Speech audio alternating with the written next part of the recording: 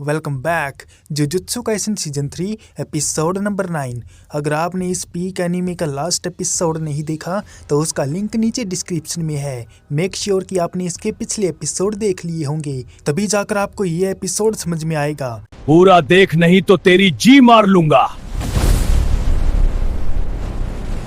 हिगुरुमा अपने दुश्मन का डटकर सामना करता है और यूजी की नज़र उसके बगल में प्रकट हुए शिकिगामी पर पड़ती है। यूजी जानता है कि हिगुरुमा कम से कम 20 खिलाड़ियों को बाहर कर चुका है और वो हमले के डर से डिफेंसिव रास्ता अपनाता है। हिगुरुमा अचानक ही डोमेन एक्सपेंशन डेडली सेंटेंसिंग को एक्टिवेट कर देता है। हिगुरुमा के डोमेन में एक कोर्ट रूम दिखाई देता है जिसके पीछे गिलोटिन दिखाई देता है और यूजी आने वाले खतरे को देखते हुए सावधान हो जाता है। यूजी हिगुरुमा की ओर दौड़ता है और डोमेन में टेक्निक चालू होने से पहले हमला करने की कोशिश करता है। यूजी सिर पर लात मारता है लेकिन उसका पैर हिगुरुमा तक पहुंचने से ठीक पहले रुक जाता है। हिगुरुमा बताता है कि उसके डोमेन में किसी भी तरह का वायलेंस अलाव नहीं है और यूजी को वापस से अदालत के कटघरे में भेज दिया जाता है। शिकिगामी जजमैन ये कहकर बात शुरू करता है कि यूजी पर 16 जुलाई 2017 को सेंडाई शहर के माजी वेगास पचिनको पार्लर में अंदर जाने का शक है जबकि वो अंडर एज है। यूजी को पहले तो समझ नहीं आता कि क्या हो रहा है, फिर उसे याद आता है कि जजमैन किस पार्लर की बात कर रहा है। इससे पहले कि यूजी ये साफ कर दे कि वो वहां पर गया था, वो अपनी बात से पलट जाता है और सोचने का नाटक करता है। हिगुरुमा बताता है कि जजमैन उस इलाके में हर किसी के बारे में सब कुछ जानता है। हिगुरुमा को भी इस सारी जानकारी का कोई सबूत नहीं है और फैसला पूरी तरह से अदालत में पेश किए गए सबूतों के आधार पर होगा। इसके अलावा हिगुरुमा के पास ऐसे सबूत हैं जो जजमैन को दिए गए हैं। ये सबूत पक्के तो नहीं हैं, लेकिन यूजी को इनके बारे में भी जानकारी नहीं दी जाती।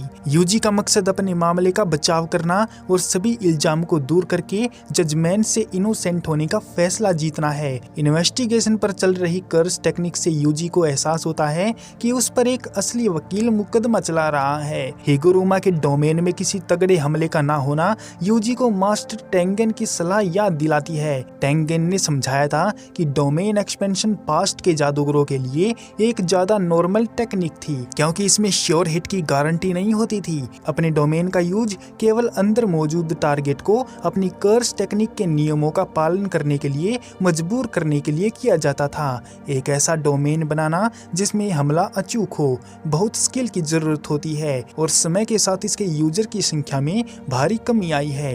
यूजी अंदाजा लगाता है कि हिगुरुमा का डोमेन इसी तरह का है, जिसका मतलब है कि ये जरूरी नहीं कि वो लीथल हो। ये यूजी को फिजिकली डैमेज नहीं पहुंचा सकता और ये इस शर्त पर भी डिपेंड करता है कि हिगुरुमा पहले से ही नियमों को एक्सप्लेन कर दे। नियमों को समझाते हुए हिगुरुमा कहते हैं कि उन दोनों को बयान देने का एक मौका मिलेगा। यूजी पहले बोलेगा और फिर हिगुरुमा अपने पास मौजूद सबूतों के आधार पर उसकी पोल खोलेगा। दोनों के अपनी बात रख देने के बाद जजमैन फैसला सुनाएंगे।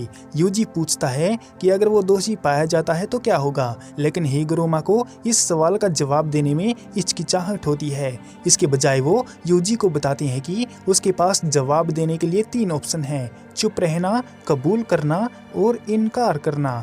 इनकार में झूठे बयान भी शामिल हो सकते हैं, जिससे यूजी हैरान हो जाता है और पूछता है कि क्या अदालत में झूठ बोलना जायज है।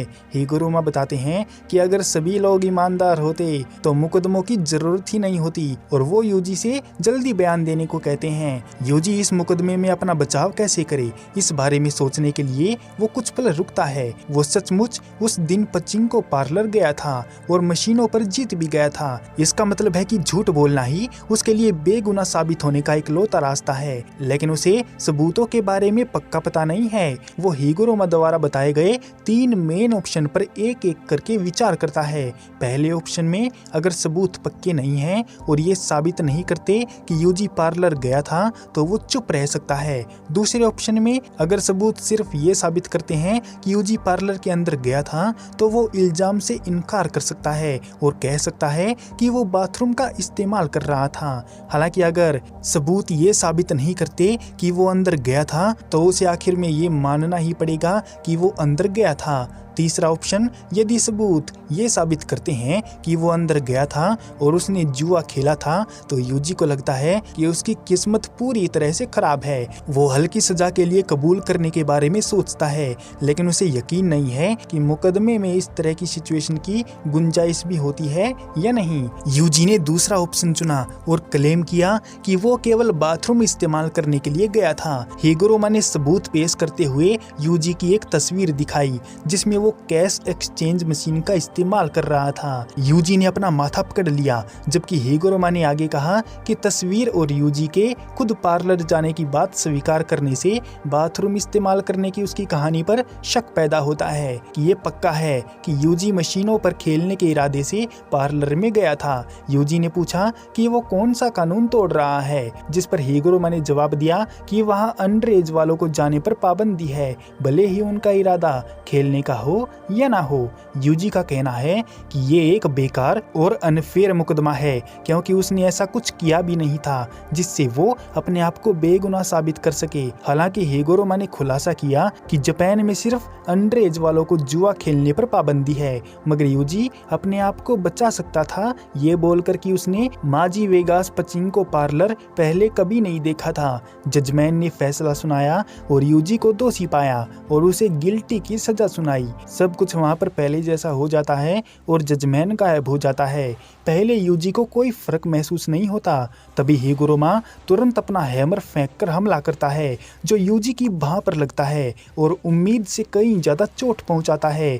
हिगुरोमा करीब आता है और अपना हथौड़ा वापस से हाथ में बुला लेता है। वो कर्स एनर्जी से उसे भरकर उसका साइज बढ़ाता है और यूजी पर अटैक कर देता है। यूजी थिएटर की कई सीटों से टकराता हुआ गिरता है और देखता है कि हिगुरोमा की कर्स टेक्निक हथौड़े को भी कंट्रोल कर सकती है। यूजी उठता है और महसूस करता है कि इससे भी बुरी बात यह है कि उसने कर्स एनर्जी को कंट्रोल करने की ताकत खो दी है।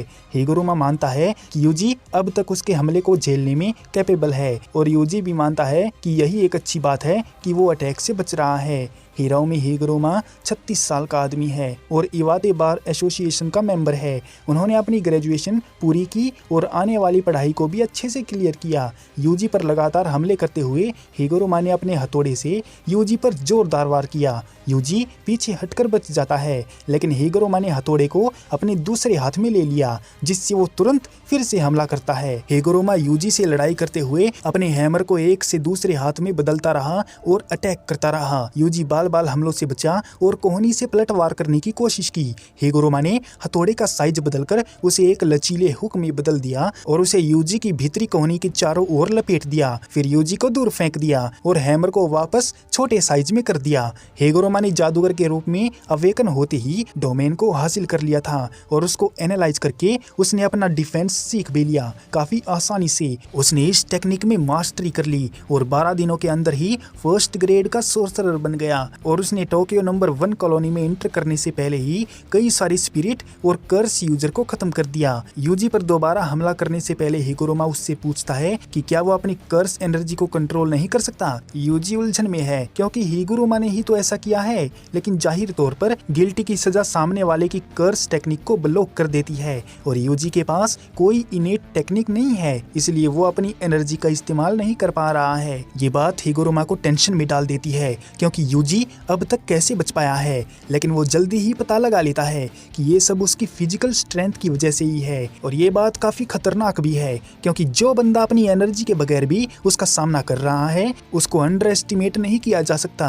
यूजी को पूरी ताकत से कुचलने के इरादे से हिगुरोमा ने अपने हथौड़े को लाठी में बदल दिया और ताबड़तोड़ वार किए। यूजी उनसे बच निकला और लाठी के बीच वाले हिस्से को पकड़ लिया, लेकिन इससे पहले कि वो उसे खींच पाता हिगुरोमा ने उसे गायब कर दिया। यूजी पीछे हट गया और उस टब पर लात मारी जिसमें हिगुरोमा पहले लेटा हुआ था। हिगुरोमा ने अपने हथौड़े से टब को तोड़ दिया, जिससे पानी और टब के टूटे हुए टुकड़े बह निकले। यूजी ने अपना चेहरा ढक लिया और हिगुरोमा पानी के पर्दे के पीछे से निकल आया। हिगुरोमा ने अपने हथौड़े का साइज बढ़ाकर उसे काफी बड़ा बना दिया और यूजी पर जोर से मारा। यूजी को कुचलने के लिए ये भी काफी नहीं था क्योंकि वो आसानी से उसके वजन को कंट्रोल कर रहा था। हिगुरोमा ये देखकर काफी ज्यादा सरप्राइज होता है। हालांकि यूजी जानता है कि वो तगड़ी मुसीबत में है और इसको ज्यादा देर तक नहीं झेल सकता और बड़े हथौड़े के वजन के नीचे ज्यादा देर नहीं टिक पाएगा। यूजी को हिगुरोमा की टेक्निक काफी ज्यादा खतरनाक लगती है और वो इससे बचने का रास्ता ढूंढने लगता है, पर तभी उसे याद आता है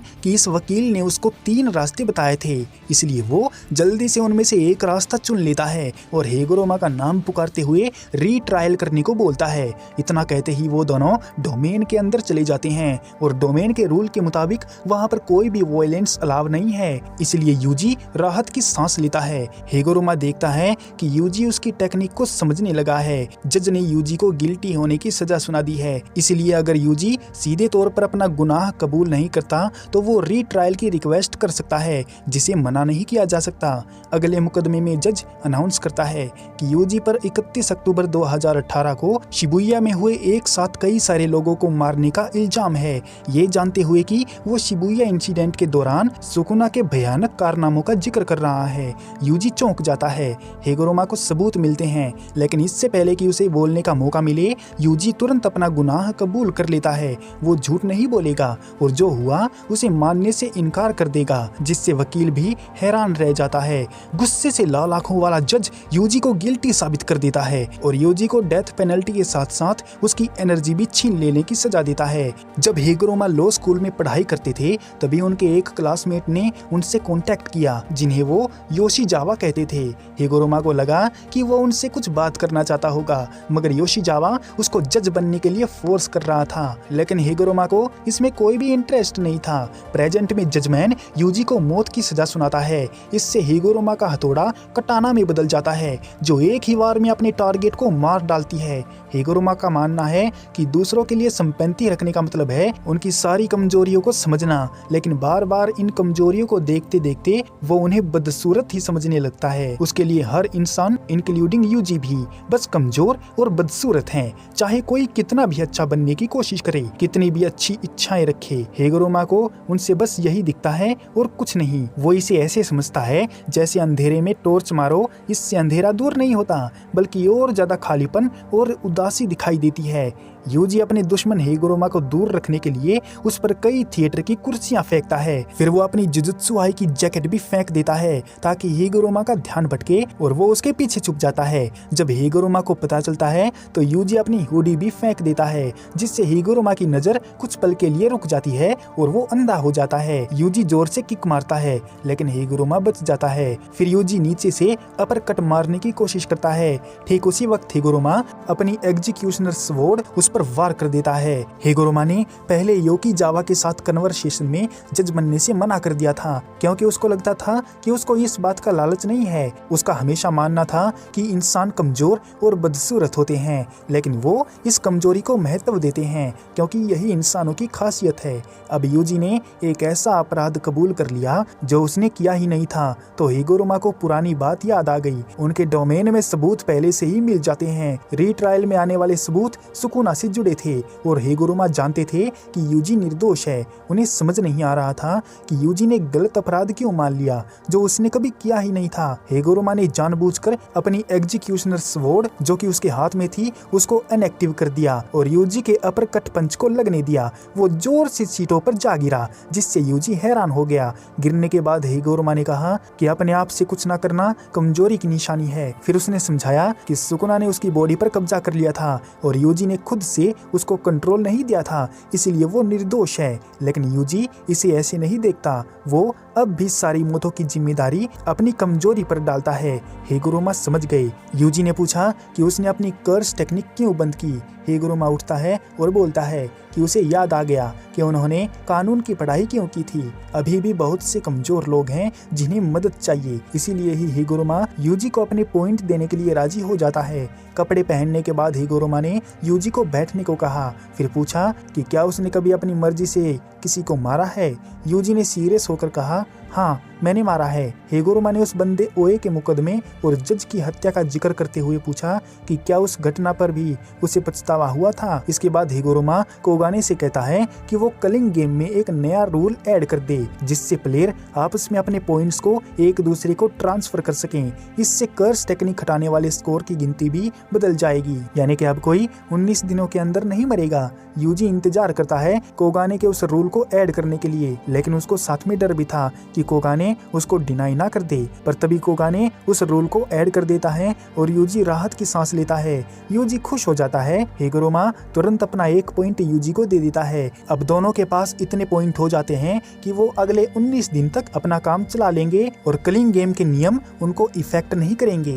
हेगोरोमा जाने लगता है और अलविदा कहता है। यूजी पूछता है अब तुम क्या करोगे, हमारी मदद कर दो यार, अपनी ताकत से लड़ाई में हमारा साथ दो। हेगोरोमा बताता है कि टोक्यो आने से पहले ही उसने एक जज और एक और आदमी को मार डाला था। वो अपनी गलती की जिम्मेदारी लेना चाहता है। जैसे ही बैरियर खुलेगा वो खुद को पुलिस के हवाले कर देगा। वो कहता है कि यूजी के साथ रहना उसे और भी बुरा लगेगा क्योंकि इससे वो खुद से और ज्यादा नफरत करेगा। इतना बोलकर हेगोरोमा चला जाता है। यूजी अकेला रह जाता है और दुखी होकर अपने ही विचारों में खो जाता है। हाल के लिए इस एपिसोड को यहीं पर एंड करते हैं। अगर आपको ये वीडियो पसंद आया तो हमें कमेंट करके जरूर बताइएगा। मिलते हैं नेक्स्ट एपिसोड में, तब तक के लिए सायोनारा।